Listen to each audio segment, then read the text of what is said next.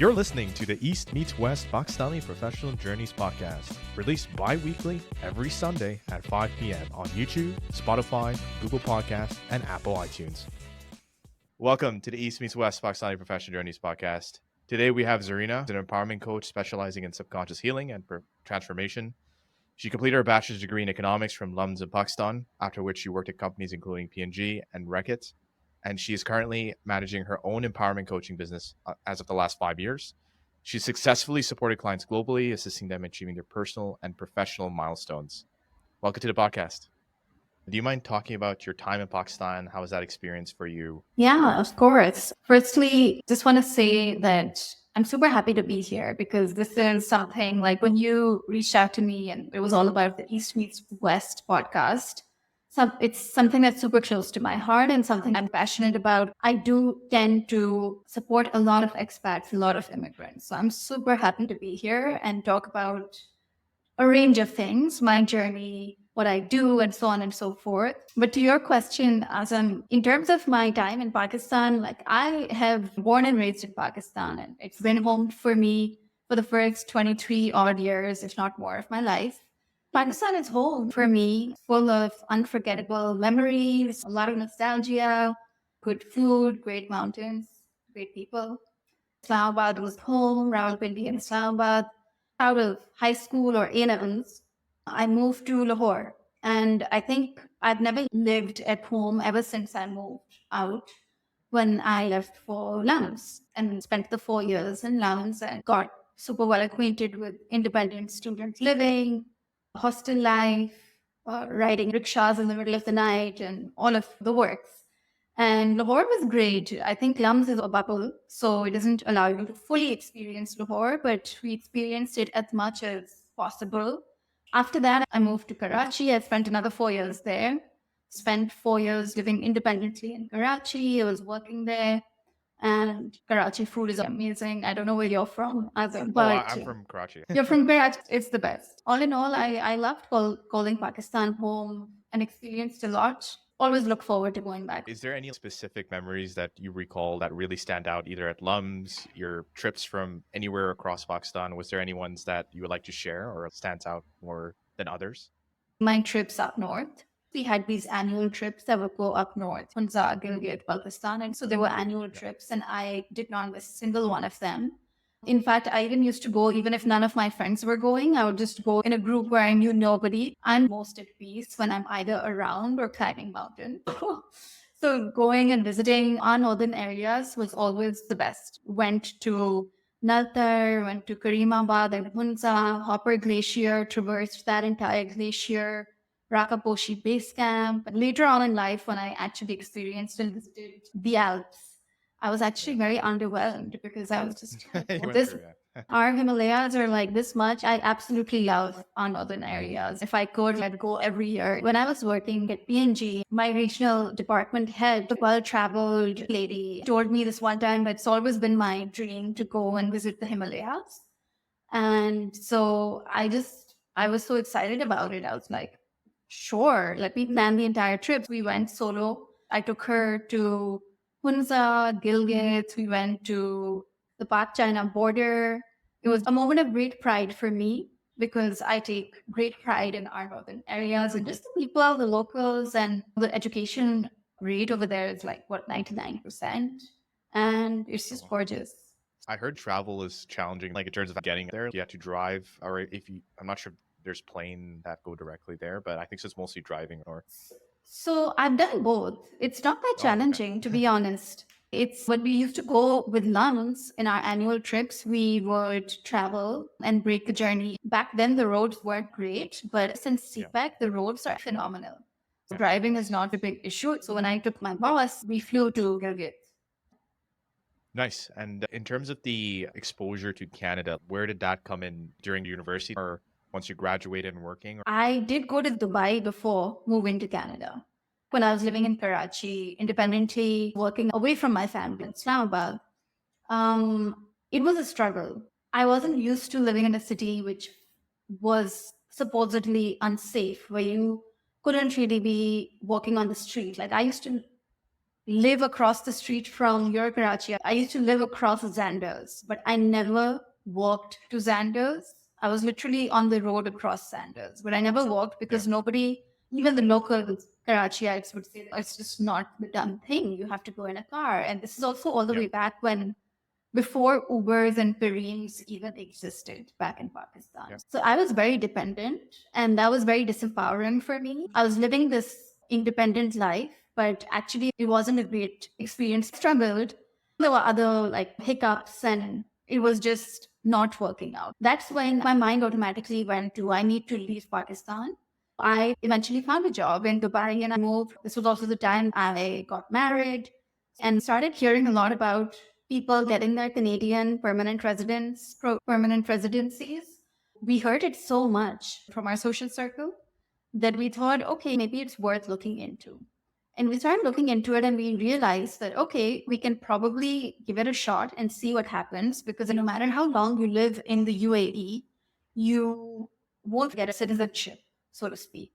We applied, we got the invitation to take it a step further. And once it came through, this was 2 years after living in Dubai. Once it came through, we made the decision that let's do it now, sooner rather than later. Let's go and complete the 3 years in Canada and then see where life takes us. So that's pretty much how it happened. It wasn't something that I had always aspired to, nor for my husband. We saw an opportunity and we thought, okay, 3 years in the larger scheme of things is not a lot of time. Thankfully, it came true and we moved to Canada in 2020. So that's right before COVID, right? How did you manage that? Yes, it was tough.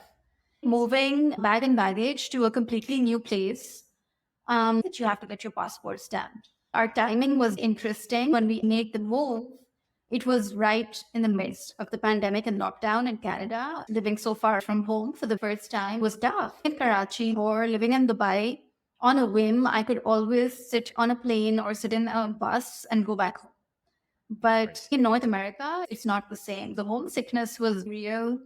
The distance was too much. It was isolating because of the lockdown. Dealing with it was probably the work I'd done on myself and with clients before. If I hadn't done that inner work before and during the pandemic, I would have been miserable, bored, and isolated in Canada.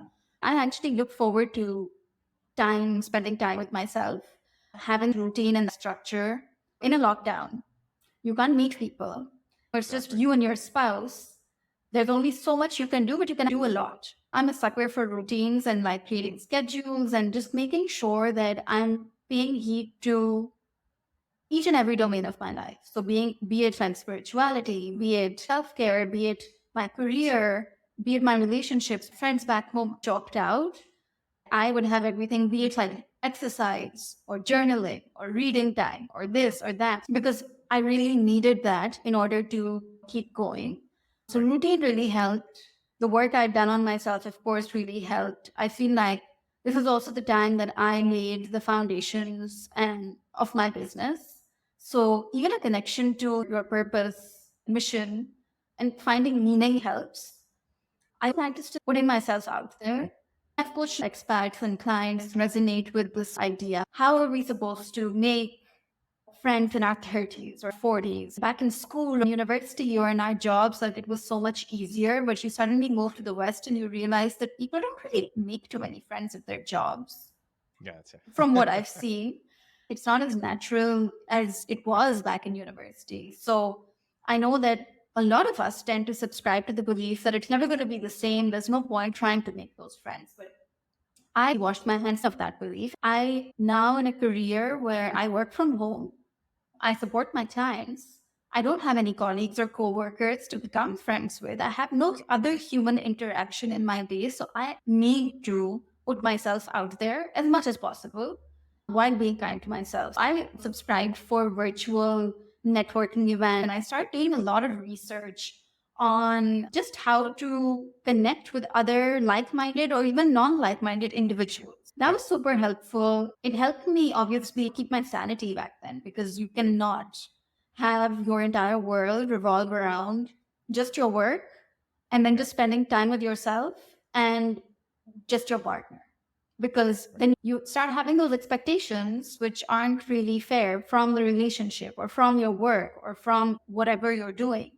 It's super important to be filling all of your cups. Those are things that really helped me. Once the lockdown lifted, virtual networking events turned into in-person networking events. So, in terms of getting over the idea of failure for when you start your own business, how did you go over that loop? I think that's a great question because I think that is the single biggest deterrent to so many potential entrepreneurs or small business owners to actually taking the plunge. And I certainly felt it, especially when we're doing something that isn't the norm, coming from a society where 9 to 5 jobs are the norm and doing your own thing, and especially becoming a coach, which is like such a new thing, especially in our society. So I feel like just firstly having to explain yourself to people who don't understand why you would quit a good, highly sought after job in the first place, Yeah. and whether you're going to make a decision that you're going to regret. Everybody's journey is, I can share my journey, but I just want to give a disclaimer to listeners. Our journeys are unique to us and our circumstances. And I really want you to internalize that and soak that in, because it's not, you can't follow the exact steps that anybody has taken. And that's the beauty of just forging your own path. But going back to the question of the fear of failure and how I worked on that is, I feel like the first and biggest thing when it comes to fear is there's this belief that we need to deal with the fear, and only once we don't feel it should we take action. We just need to do the thing. Yeah. The fear may not subside. You may be getting those palpitations while you're recording your first video for your social media account, a racing heart. That's your body's way of telling you, hey, you haven't done this before. And that's okay. So the fear will come up. You will have physical symptoms of fear. Interestingly, the physical symptoms of fear are the same as excitement. It's a mind game at the end of it, right? You can reframe it in your mind. This means I'm truly experiencing life, doing something meaningful and excited about it.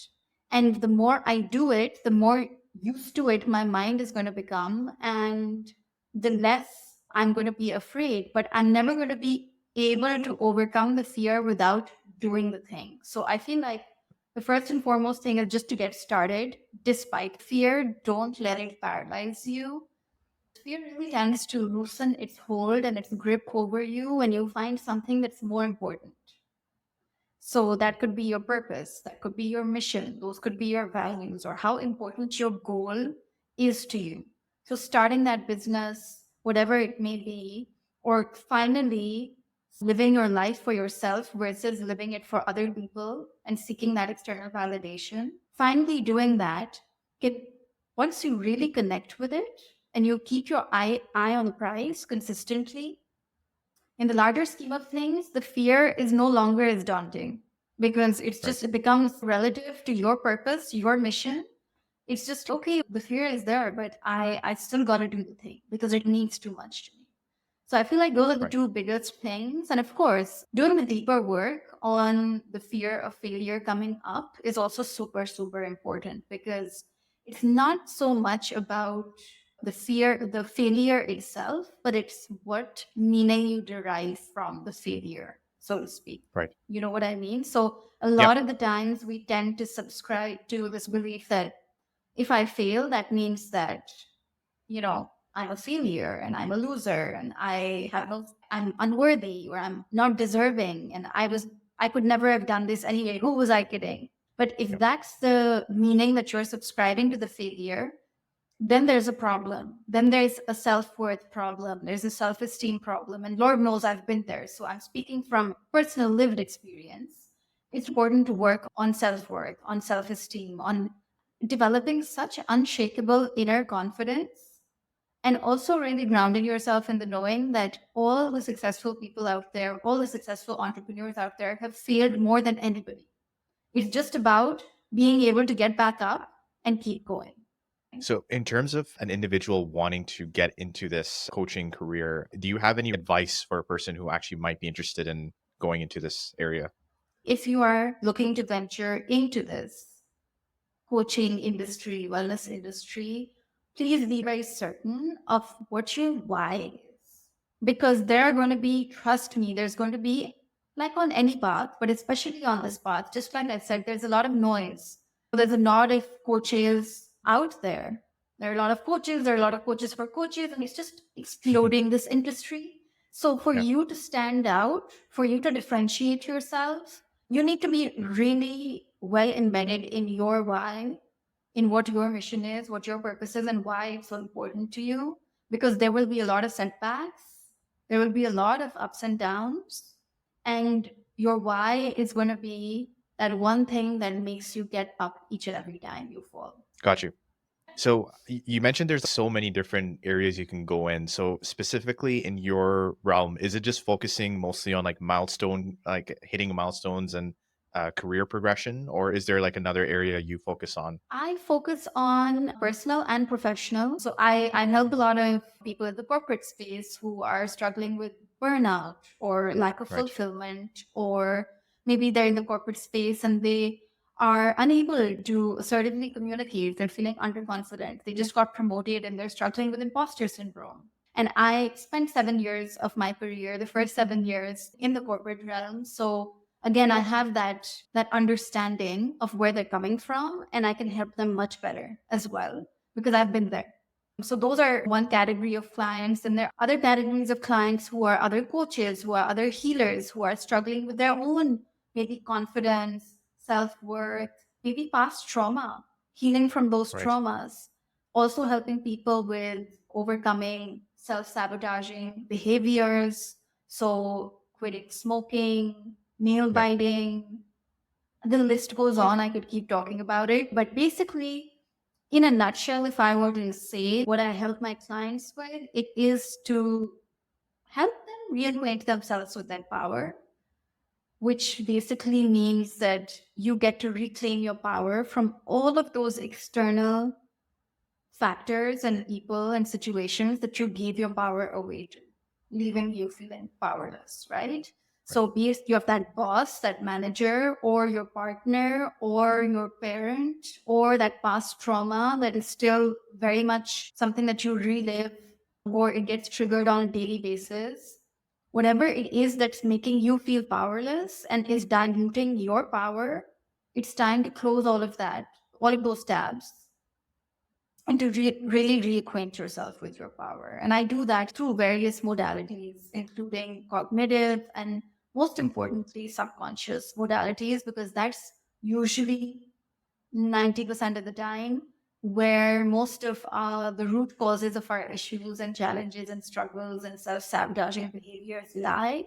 And that's Yeah. also where the solution lies. Yeah. So in terms of people or those that are successful, is there any like specific habits or skills or something along those lines that you feel like is a pattern that has come across either in your studies, in your line of work? Is there like a pattern that you've seen that certain people have that has been very universal in your experience? Like, firstly, what is successful? And I feel like that's a very subjective thing. And it's a very internal thing. Like, I Yeah. may think that I'm successful, but you may be looking at me or looking at my CV or just looking at my whatever Instagram, and you may not think that I'm successful. But what really matters is what's going on with it. So it's a very internal thing. And the reason I say that also is because if I were to try to define success right now, success would essentially be when someone is basically living their life in alignment with their values and aspirations. Yeah. Meaning to say, your words, your behavior, your actions, your life is in alignment with what you hold close to your heart, your values, and with where you want to be, what your Yep. goals and your aspirations are. But the reason, like 90% of the times, the reason my clients will come to me is because they're hitting a roadblock trying to do this. And what's the roadblock? I'm self sabotaging. I can't appear confident and I'm feeling underconfident, but it's my goal to be confident. It's my aspiration to be confident. Or I can't manage my emotions properly. I'm very reactive or I'm very impulsive or aggressive, Yep. but Mhm. it's very important to me to be someone who is able to manage their nervous systems and someone who's able to be assertive but not aggressive and so on and so forth. So that to me is what success is. And this could Right. go into your relationships, into your career, into professionally and personally, looking at each and every domain of your life. So if that is what success is, I feel like the number one habit or the number one pattern that I found amongst successful clients is them really believing in the power of mindset. I think it's one of my favorite quotes. Henry Ford perhaps said that whether you think you can or whether you think you can't, you're right. Yeah. And it's true, Yeah. right? Because that is the power of our mindset. And that's basically what's going to determine whether or not you may attempt to do something, but is your mind on board or not? So I feel like mindset is huge. And mindset is not a one and done. It's not something that I've read a book on Yeah. mindset It's and now homework. I'm going to expect myself to think and feel differently on a daily basis. It's not the same because that book is engaging your cognitive mind, whereas your mindset is in your subconscious mind. And trust me, Right. I'm from experience, from lived experience, from clients' experience also. I've had so many clients who've read so many self help books, but yet they can't bridge knowing and doing. They can't Right. bridge, like they know it all, but they just can't get themselves to feel differently and do it. If you're finding gaps in your mindset, and investing in and valuing experts who can help you collapse time, because time is money and time is Right. energy and effort. So if you are finding an expert who is able to help you collapse time in terms of a goal you want to achieve, be it losing weight or be it managing your anger better, Yep. then go and invest in it, because you don't want to erode away all your relationship health with your spouse. You don't want to wait for shit to hit the fan to actually do something about it. But you value your life, you value your loved ones, you value all the things that are important to you in your life. I think that's a good segue into the second mindset or belief that I found in a lot of successful people is that they are very proactive versus reactive. They don't Right. wait for that final straw in order to take action, whatever that action may be, it seeking help or going on a sabbatical from work, or they don't wait for last straw. And I think that's super, super important. And one super important thing is they know how to self regulate. Because at the end of the day, and I know mental health has become all the rage ever since the Yep. pandemic, Yep. and everybody's doing webinars and everybody's doing all of this. It's become much more of a buzzword than anything, but Yep. it's super important. And I think there was just like this up leveling in mass consciousness, I think, post pandemic, that everybody started to really prioritize their mental health and they actually started to demand more and have higher standards. And I think that's beautiful. But I think with that awareness also, I think comes great responsibility. And it's super important for all of us to take complete ownership and hold ourselves accountable as parents, as managers, as reportees, as employees, as partners, as spouses. In all of those different roles, it's Yep. super important for us to know how to self regulate. Right. Super important, because if like emotions is a thing that we're experiencing 90% of the time, it only makes sense for us to learn how to and really master how to experience them, process them, and release them in a healthy way. And I feel like, I'm afraid, unfortunately, a lot of our generation and the generation Yeah. above us and so on, it hasn't been taught to us. Even like we talk about EQ a lot, emotional intelligence at the workplace. We're running all of these trainings, but this is really something that's very personal. A webinar at your workplace or like listening to somebody speak for 30 minutes is not going to solve the problem. Reading that book is not necessarily going to solve the problem, right? But you really need to take it upon yourself, take accountability, take ownership of do I really know how to manage my nervous system? Do I Yep. really know how to self regulate? And that's super important because that differentiates a successful from an unsuccessful entrepreneur also, because you're going to be facing those stressful situations. That differentiates a successful from an unsuccessful employee, someone who gets that promotion and someone who doesn't, I think is right up there. Got you. There is a tendency like you hire a coach, you become reliant on that coach, and then when the coach or the sessions are done, people return back to their old habits. So how do you try to move away from that so the the person is actually not in a reliant phase and more like they can do it on their own?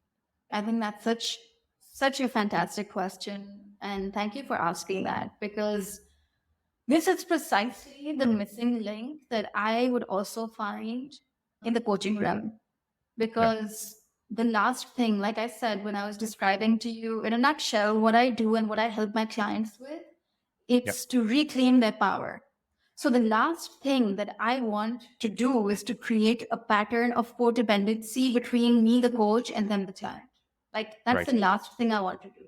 It goes against everything that I stand for. That is the missing link that I found, that a lot of coaches, or of course, it's good to have that support, but why is it not long lasting? Why is there is like why are the solutions only happening when you have somebody who's holding you accountable and you have that dependency? And I'm not one of those coaches who chase, or who I'm the one who will challenge, I'm the one who will hold you accountable, but there's no chasing happening over here. And as Yeah. it should be, because we're all adults and we need to meet each other halfway. And for that specific reason, I started venturing into and exploring subconscious reprogramming and subconscious release work. So, specifically, hypnotherapy. And when I started venturing into that realm, again, like I said, in all of my certifications and everything that I practice with my clients, I've been the first guinea pig for it all. So I started using it on myself, and I realized that this is the missing link. And this is basically what helps us to achieve our goals consistently Okay. in a long lasting way, and to overcome our hurdles and our challenges permanently. And the reason I say this is because I'm going to nerd out a little bit here just for a few minutes. And science, right? The reason I say this is that when we talk about coaching or any cognitive modality, and cognitive modality could be talk therapy, it could be coaching, it could be anything, Yep. we're basically only using 10% of our minds, right? So even right now, you and me having this conversation, we're using 10% of our mind, which is our conscious mind, our cognitive mind, right? But 90% of our mind is actually subconscious. And that 90% of our mind is actually 6,000 times more powerful than our conscious mind. And this is precisely why I will still emotionally eat at midnight, Yeah. despite having told myself, despite having told myself that I'm going to go on a diet from tomorrow. I'm still going to do that. Or that's Yeah. precisely the reason why I'm not going to feel confident despite telling myself that I'm going to speak up in that meeting tomorrow. Why is there that divergence? Because you consciously, your 10% of your mind you to achieve this goal, but Right. 90% of your mind is working against you. So that's why going into the subconscious, understanding what is the root cause of your 90% of your mind working against you. Why is it that you're emotionally eating? Is there a void you're trying to fill? What's the void? Let's replace it with something else, and so on and so forth. And that's the work that I do with my clients through Right. one-on-one hypnotherapy sessions. And then it could apply to each and everything. And so once you work with the subconscious mind, you identify the root cause, you release the root cause, and then you reprogram the mind. It's science. You develop a new neural pathway in the mind, in the subconscious mind. So now, instead of the conscious and subconscious mind wanting two different things, like I want to lose 5 kg, I want to eat when I'm feeling upset, right? Yeah. Now they're both converging and they're saying, hey, I want to lose that 5 kg because my cholesterol is far too high and I want to eat healthy and I want to feel good about myself. And what maybe I have better ways of dealing with my sadness. for example, Right. or my emotions. Now your mind is, you've unleashed 100% of your mind. And that's what makes also, and just to tie and loop on all of this, is that's what makes this work so much more permanent, effective, and efficient, and actually even more. I have personally found it for myself and even for my clients, it's far more faster in terms of getting you from point A to point B, because you're Right. going directly into the subconscious realm and dealing with the root cause instead of putting on a band-aid. We did briefly discuss about success and it's subjective. So I guess I'm going to put you on the spot here. So like how do you define success both personally, professionally, or you could choose either one? I'll leave it to you in terms of this response, like how you want to go about it. Yeah. Success, again, I think I'm going to go back to, it's a very internal thing. It's a state of mind. It's a way of living. It's a mindset. Yep. That's what my definition is. And the reason I say that is because you either have that successful mindset or that way of life, like the way that you just basically approach your life and your happiness and your goals. Or there's no black and white, but here are the things that I feel a successful mindset rises off. Number one, being super intentional and deliberate with your life. So, not allowing things to just happen to you or life to happen to you, but being super intentional, being super deliberate, never ever settling, never resigning to, okay, these are the way things are, and I guess Yeah. better luck in my next life. Never really resigning, because that is the opposite of successful mindset. And really taking ownership and accountability for your life, for your happiness, not playing that victim mindset, that blame game, really stepping out of it. And by the way, like I have been in that victim mindset and blame game for decades of my life. So whoever is listening to this and who feels like this may be me, change is possible, it sucks. Okay, Right. change is possible. And I'm an example. A lot of my clients are an example. Change is always possible. I don't think that it's a destination. I think it's the journey. And I think it's obviously you want to be in the driving seat of your life. You want to feel powerful and have reclaimed your power from all external factors, not be in that victim mindset, and be living intentionally, keep mastering the muscle of resilience, of getting Yep. up when you fall. Because, like I said, all successful people and a successful mindset is the one where a failure is not a failure. It's simply a learning, simply a course correction. That's Yep. basically what it is. So it's not a hit to your ego. It's not a blow to your ego. It doesn't mean you're not worthy. It simply means, okay, this is what happened. What do I learn from it? How do I keep moving forward? So yeah, I feel like it's a blend of so many different things. So I know we start off in your time in Pakistan. So now that you're in the West, like for specific traits that you've maintained or tried keeping or plan on keeping in the future that you learned in Pakistan, is there any specific ones that you hold even here, or would you like to share any? Obviously, I've personally found, I don't know if you have had a similar experience, Azam, but I personally found that the Western culture is very isolating versus the Pakistani culture. We have so much more togetherness. We have so much more interaction, engagement with each other. But over here, a lot of people are just doing their own thing and they Yep. value their Mhm. solitude so much more. And I'm not saying solitude is a bad thing, but I'm just saying us human beings, we're social beings at the end of the day. Right. We weren't meant to do it all alone. Some kind of a challenge or a contest or a competition. And I feel like sometimes we, especially in the West, sometimes we forget that. And we Right. think that it's some kind of a competition to be hyper independent and do everything alone and not ask for help and just be in our shells. And so I think that's one thing that I really want to keep close to my heart is that sense of community, that sense of connection, and prioritizing it high on my values, you know, Right. and working towards it. For example, right now, I've just moved to a new country. It's been a couple of Right. months. And I don't know a lot of people over here. For me, building those connections, building those meaningful relationships is very high on my priority list. So my actions are trying to align as much as possible. My actions also do building those connections. So signing up for maybe a networking event, or maybe just signing on to a Facebook group for where people can interact and engage, and I can potentially go and put myself out there. And when I interact with people, just coming from that space of I value human connection and interaction. Yeah. No, thank you so much, Zarina. Like you talked about so many different topics. Like if it was a client or that wants to reach out, like how would they go about like setting an appointment with you? Like, do you have a way to connect in terms of potentially if Absolutely. someone's interested? Number one, I have this lovely community on Instagram. My username is Zarina Tariq 11. So anyone watching this, hearing this, can add me over there. That's first and foremost.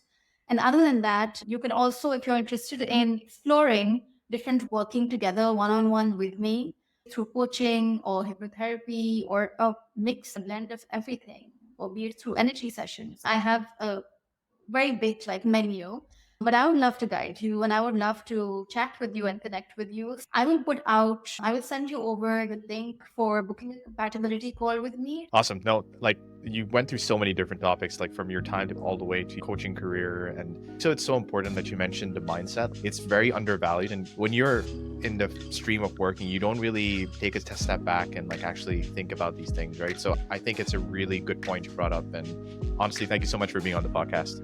Thank you for having me.